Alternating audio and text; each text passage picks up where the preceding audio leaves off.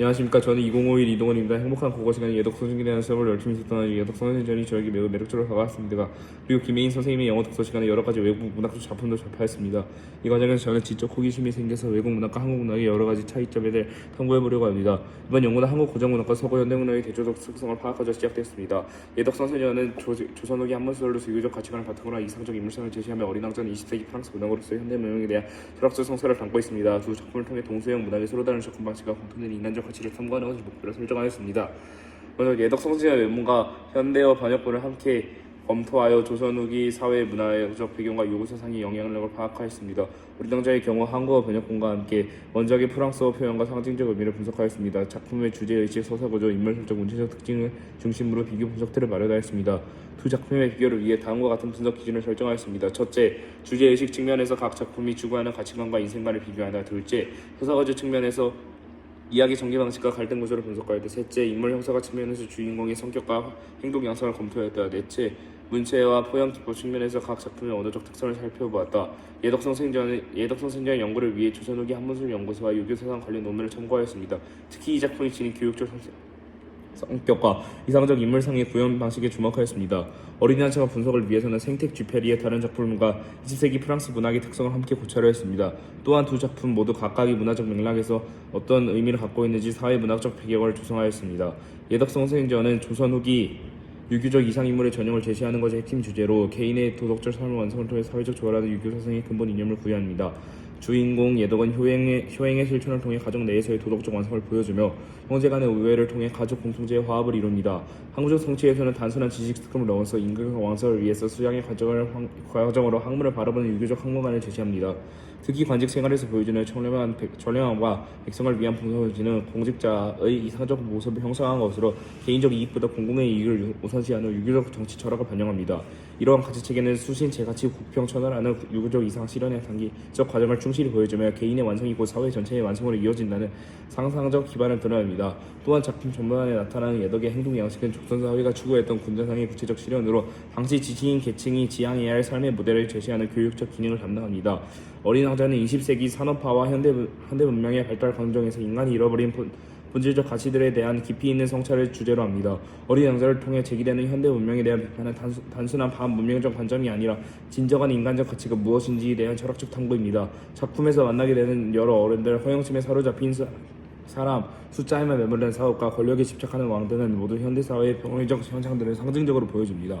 특히 길들이기라는 개념을 통해 제시되는 진정한 관계의 의미는 현대인이 잃어버린 소통과 사랑의 가치를 복원하는 시도입니다. 여우와 어린 왕자의 관계에서 보여지는 상호간의 책임과 애정은 피상적이고 이례적인 현대적 관계와 대비되는 깊이 있는 인간관계 모델을 제시합니다. 또한 장미꽃에 대한 어린 왕자의 사랑은 소유욕이나 독점 욕과는 다른 사랑의 순수한 본질을 보여주며 현대인이 추구해야 할 사랑의 참된 의미를 탐구합니다. 이런 주제의식은 물질적 평등 속에도 정신적 빈곤을 경험하는 현대인들에게 삶의 진정한 의미와 가치를 되찾을 것을 제안하는 철학적 메시지로 작용합니다. 예덕성 생전은 전형적인 영영서사의 구조를 따르면서도 조선 후기 한문술의 특징적 서사 방식을 보여줍니다. 주인공이 출생에서부터 죽음에 이르는 전생일의 시간 순서에 따라 서술한 일대기적 구성을 취하고 있으며 이는 전기문학의 특성을 계승한 것입니다. 각 생애 단계마다 특정한 덕목이나 업적 중심으로 일화들이 배치되어 있어 전체적으로는 유교적 인간성의 완성 과정을 단계적으로 보여주는 구조로 같습니다. 서사의 전개 과정에서 시간 의식은 직선적이고 목적으로 성격을 띱니다. 즉 예덕의 삶은 도덕적 완성이라는 최종 목표를 향해 일관되게 진행되며 각 단계의 경험들은 모두 이러한 목표 달성을 위해 의미 있는 과정으로 제시됩니다. 갈등 구조 역시 외적 실현에 대한 도덕적 극복의 과정으로 단순화되어 있으며 이는 교육적 목적을 효과적으로 달성하기 위한 서사 전략이라 할 수 있습니다. 또한 작품 전반에 걸쳐 나타나는 예시적 일화들은 각각 독립적인 연결성을 가지면서도 전체적인 주제의식을 강화하는 기능을 수행합니다. 이러한 구성 방식은 독자로 하여금 각 일화에서 구체적인 교훈을 얻으면서도 전체적으로는 이상적 인간상에 대한 종합적 이해에 도달하게 마련입니다.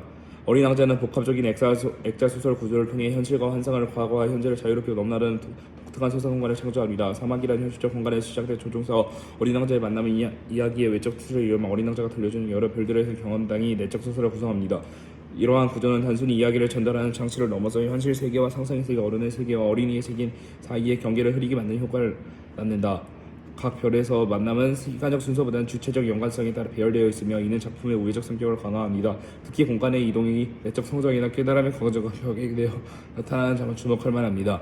어린 왕자가 여러 별을 거쳐 지구에 도달하는 과정은 단순한 물리적 이동이 아니라 인간 세계에 대한 이해를 심화해가는 인식론적 여행의 성격을 갖습니다. 또한 작품 결말 부분에서 어린 왕자의 디서피어런스는 현실적 차원과 상식적 차원이 중첩되어 나타나며 이는 독자로 하여금 작품의 의미를 다층적으로 해석하여 만드는 서사적 장치로 기능합니다. 이러한 구조적 특징은 작품 전체가 하나의 커다란 의미를 적용하게 만들며 현실에 대한 지적 비판보다는 상식적 성찰을 통해 깊이 있는 사유를 유도합니다.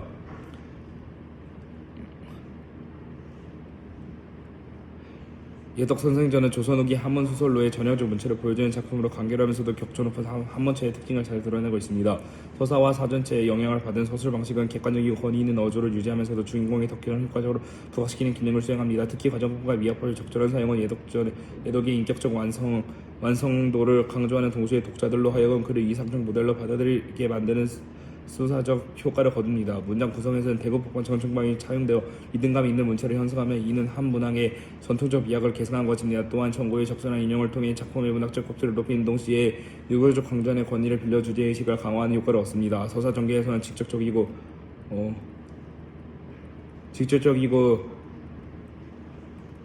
명시적인 서술 방식을 취하여 교훈적 메시지를 할 수 있습니다. 대화보다는 서술 중심이 되는 문체적 특징의 객관적 기록을 성격을 강화하며 이는 사전체 문학의 전통을 이어받는 것입니다. 이러한 문체적 특징들은 전체적으로 엄숙하고 교훈적인 분위기를 조성하며 독자들의 작품을 진지하게 받아들일 유도하는 기능을 수행합니다. 어린 왕자의 문체는 표면적으로 단순하고 평이한 언어를 사용하지만 그 속에 깊은 철학적 의미와 서정적 가능을 갖고 있는 특징입니다. 어린아이의 시각에서 서술되는 것처럼 보이는 문체는 실제로는 고도의 문학적 기교와 상징적 표현을 통해 복잡한 현대적 주체들을 다루고 있습니다. 특히 은유와 상징의 적절한 사용은 추상적이고 철학적인 개념들을 구체적이고 감각적인 이미지로 전환시켜 독자들의 직관적 이해를 돕습니다. 대화체를 중심으로 한 친밀하고 따뜻한 문체는 독자와 텍스트 사이의 거리를 좁히는 효과를 가져오며 이는 작품 메시지보다 효과적으로 전달되도록 돕습니다. 이번 연구를 통해 비교 문학과 연구의 흥미로움과 가치를 발견하였습니다. 앞으로 더 다양한 문학권의 문학 작품들을 비교 분석하여 세계 문학의 보편성과 특수성을 탐구해보고 싶습니다. 또한 고전 문학과 현대 문학의 연관성을 찾아 문학사적 맥락에서 작품을 이해하는 능력을 기르고자 합니다.